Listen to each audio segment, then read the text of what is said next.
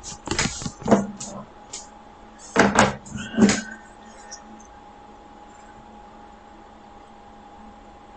Monday, enter.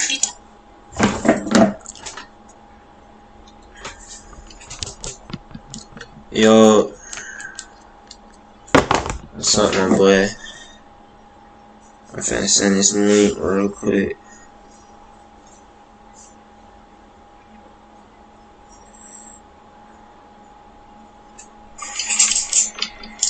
Yo.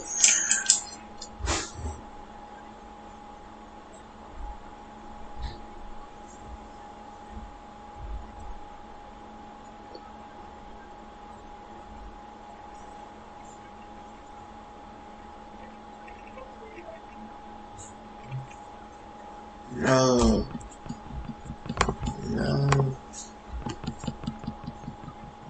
Man, it's too late. I think I can do it on YouTube.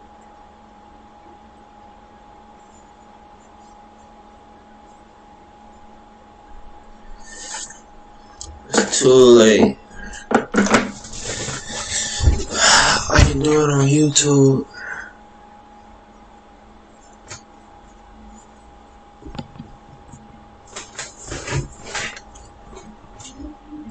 I'm telling folks to join up now. I know what y'all want to see.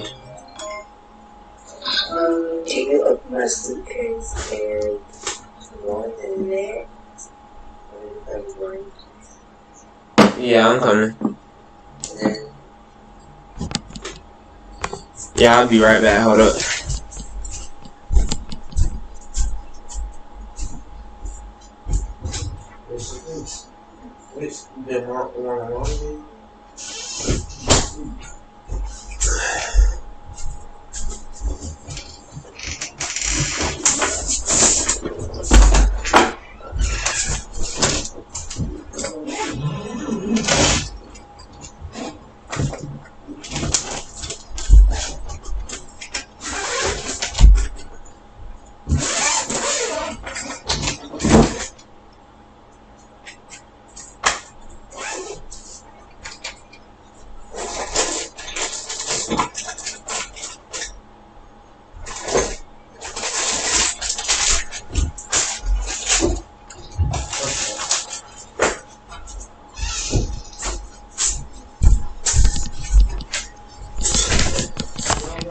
Alright, what's up, y'all? What's up? I already know what y'all ready for.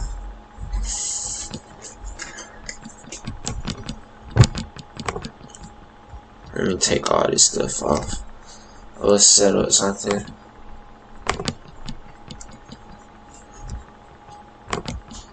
I'm gonna show y'all from start to beginning, and then I'm gonna make a video on the stuff too. Let's see. Indicators.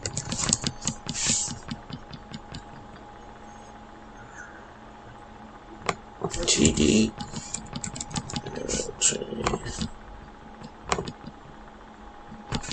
Hey, how you doing?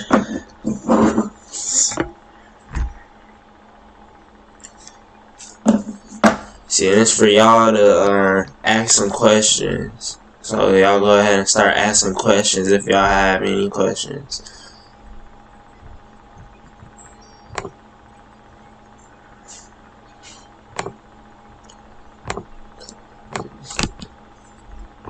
See, all these videos right here.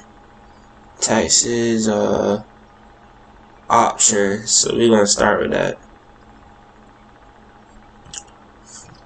We're gonna start with options. That's what we're gonna start with.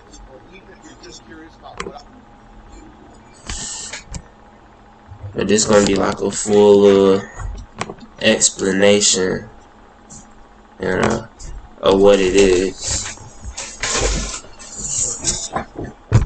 So that's what we're doing right now. Y'all need to see what options is, and that's what y'all need.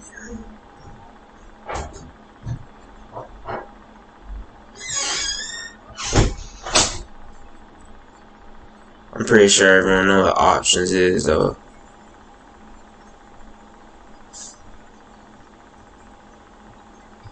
Let's see.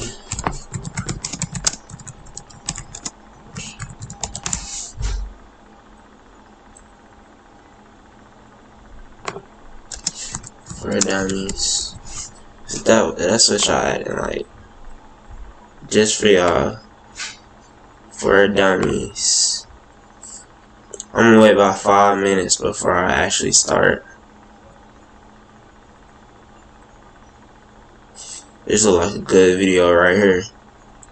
I'll probably look at this one.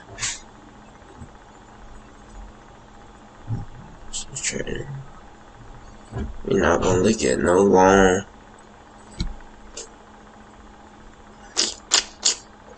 Let's see.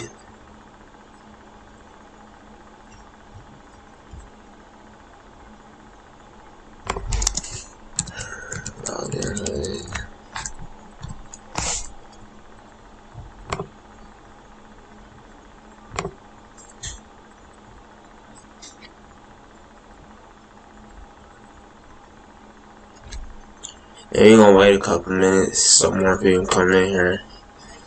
Cause I'm not doing this again, I promise. Well, I'll do it again, but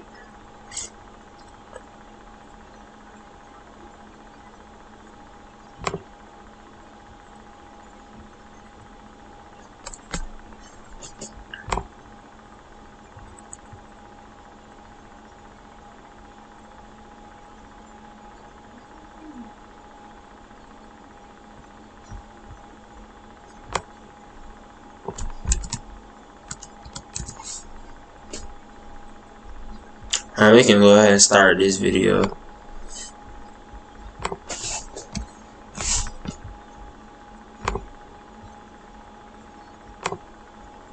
I'll start this video right here. Give me a second real quick.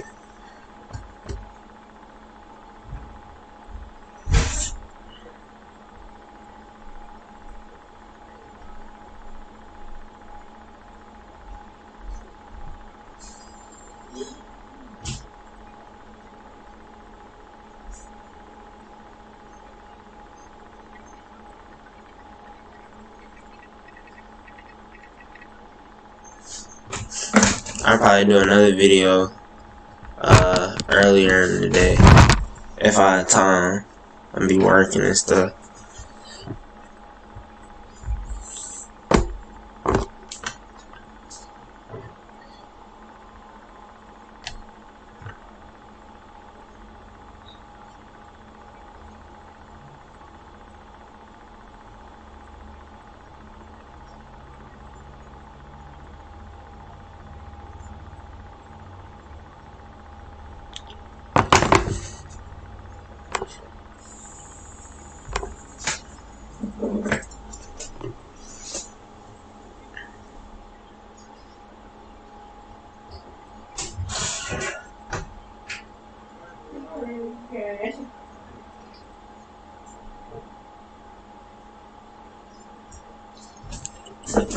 Alright, we're gonna go ahead and start this video. Welcome to Project Option. My name is Chris, and today we're going to cover options trading 101. So, I know firsthand that options can be very confusing when first learning about them. So in this video, I'm going to teach you what options are and how to think about them so that they make sense to you on a deeper level. And y'all ask questions and stuff too. Like, if y'all don't understand something, go ahead and ask questions and stuff. Because that's how I really get started. Y'all need to go ahead and ask questions and stuff. Like, if y'all don't understand one thing, and don't be afraid to ask, because, you know, other people might have that same question. Traders use to try and profit from the future stock price movements in those specific stocks. Now, unlike stocks, which are just shares of stock that are bought and sold, options have unique characteristics that we need to talk about before we get into the rest of this video, otherwise nothing's going to make any sense. So first and foremost, every option has an expiration date, which is the date that the option's final value is determined and the option can no longer be traded. Now, most stocks will have options that are expiring anywhere from a few days away to up to 2 years away. Now, the next unique characteristic of options is called a strike price, which is the price at which shares will be bought or sold if the option buyer exercises that option. Now I know this is confusing, but stay with me because everything's going to make complete sense in a couple minutes. Yeah, and the strike price is when I call out a call. So, you know, with mRNA, I did a $100 call. That was our strike price. So that was that. Now the last characteristic that we need to talk about is called an option contract multiplier, which in the simplest terms is the number of shares that the option contract can be converted into if that option is exercised.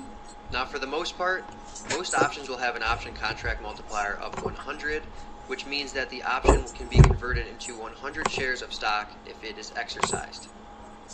Now at this point you're probably wondering, if options are so complicated, then why do people trade them, and what's the benefit of trading options instead of just shares of stock? Now probably the biggest appeal of trading options is that they can leverage your returns relative to a simple stock trade. So let's go ahead and compare a hypothetical stock trade and an option trade to illustrate this. So let's say we buy 4 shares of a stock for $150 a share and sell them 30 days later for $160 a share. Now of course this is hypothetical, but the profit on that trade would be $40 since we bought 4 shares of stock and they increased by $10 per share. Now a $40 profit on a $600 investment is a 6.7% return. So let's compare that to a hypothetical option trade. So let's say we bought the 30-day 150 call option for $5, and with the stock price at $160 30 days later, we sold. Alright, so someone asked, what does it mean to be exercised? So basically, on expiration date, your calls will get exercised if you haven't already sold. So exercise means the broker, they'll sell the actual contract for you. So that's being exercised. So you'll end up, waiting until the contract's actually expired to sell.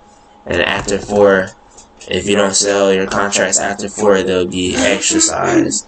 And you'll either make money off of them exercising it, or if you're out of the money, so the share price didn't reach that strike price that you wanted it to go to, you'll lose money. So it's always best to sell yourself. You never want to have your contracts exercised. Sold that call option for $10.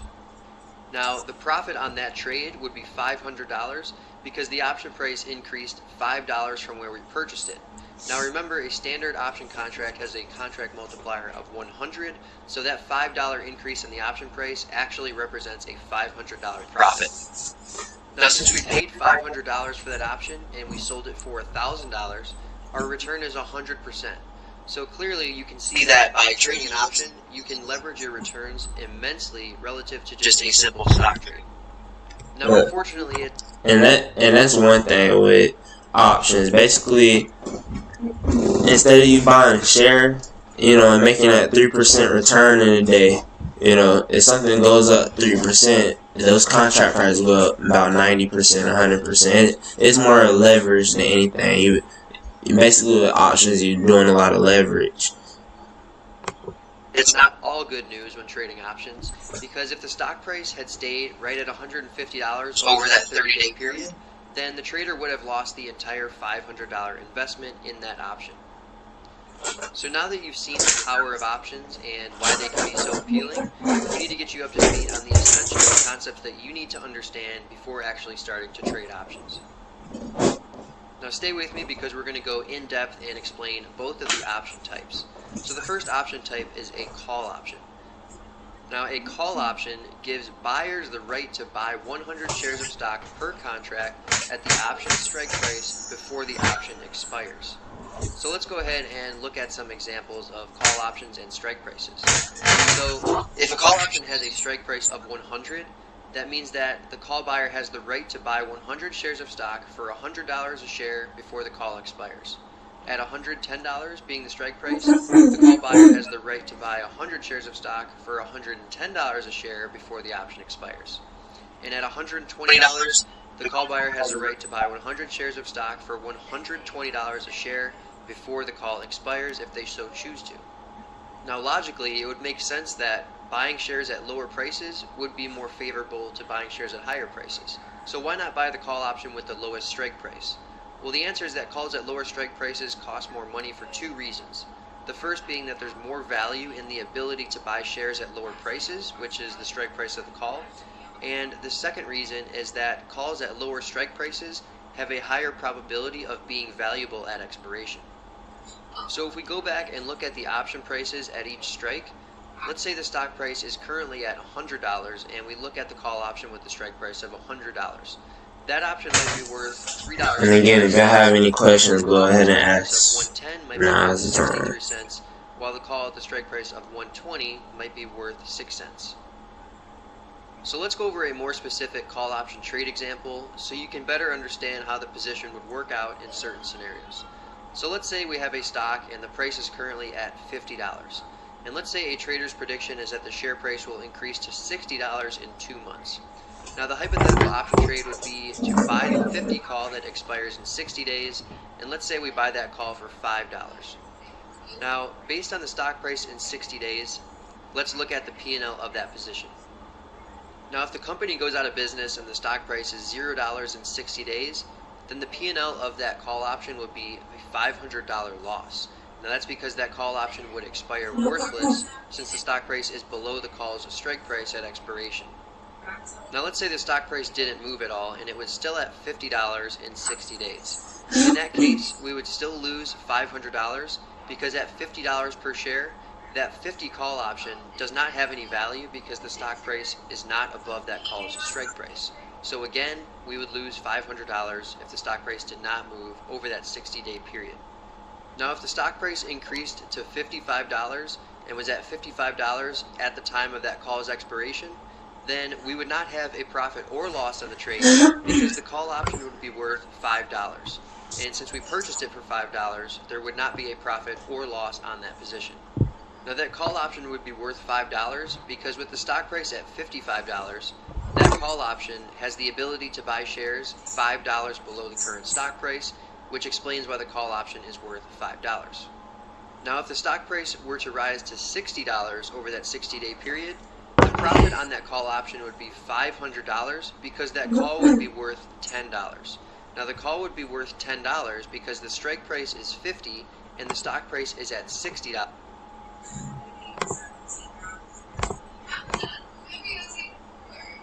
Let me see.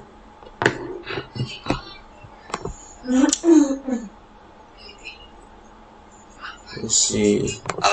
Which means that call option has the ability to buy shares $10 below the current market price, and that explains exactly why the call option is worth $10.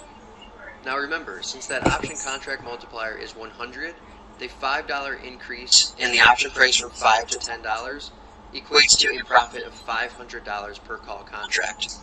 And finally, if the stock price were to increase to $65, that 50 call would be worth $15, which would represent a profit of $1,000 per call contract.